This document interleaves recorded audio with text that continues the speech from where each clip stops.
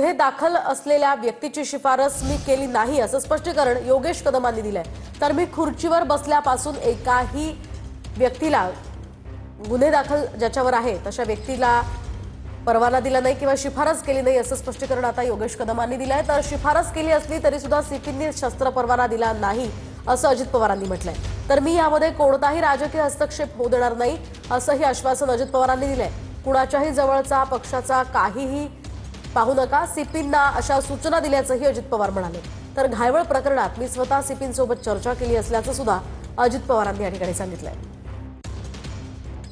की मी या खुर्चीवरती बसलेला असल्यापासून प्रलंबित गुन्हे किंवा गुन्हे दाखल असलेल्या एकाही व्यक्तीला माझ्याकडनं लायसन्स देण्यासाठीची शिफारस झालेली नाही आणि या भूमिकेवरती मी ठाम आहे। म्हणजे गुन्हे दाखल होते, मग पोलीस आयुक्तांनी कळवलं होतं, मग गुन्हे दाखल असताना देखील लायसन्स देण्याची गरज काय होती, हे जे काही आरोप केले जात आहेत ह्याची सगळी सविस्तर माहिती मी स्वतः कागदपत्रच्या सोबत मी आपल्या सर्वांना देईन। ती वेळ मी नक्कीच आपल्याला सर्वांना कळवेन।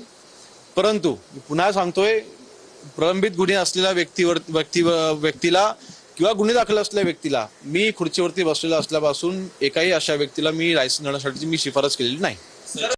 यामध्ये मी स्वतः सीपींना सांगितलेलं आहे की कोण कुठल्या गटाचं तटाचं पक्षाचं कुणाचा जवळचा कार्यकर्ता लांबचा कार्यकर्ता कुणाबरोबर फोटो आहेत नाहीत हे असलं काही बघू नका। जर तिथं चूक असेल तर त्याच्यावर ॲक्शन घ्या। त्यांनी मला सांगितलं की जरी काहींनी शिफारस केलेली असली तरी इथल्या सीपीनी त्यांना परवाना शस्त्र परवाना दिलेला नाही। मी त्याच्यामध्ये कुठल्याही परिस्थितीत कुणाकडनंच राजकीय हस्तक्षेप होऊ देणार नाही।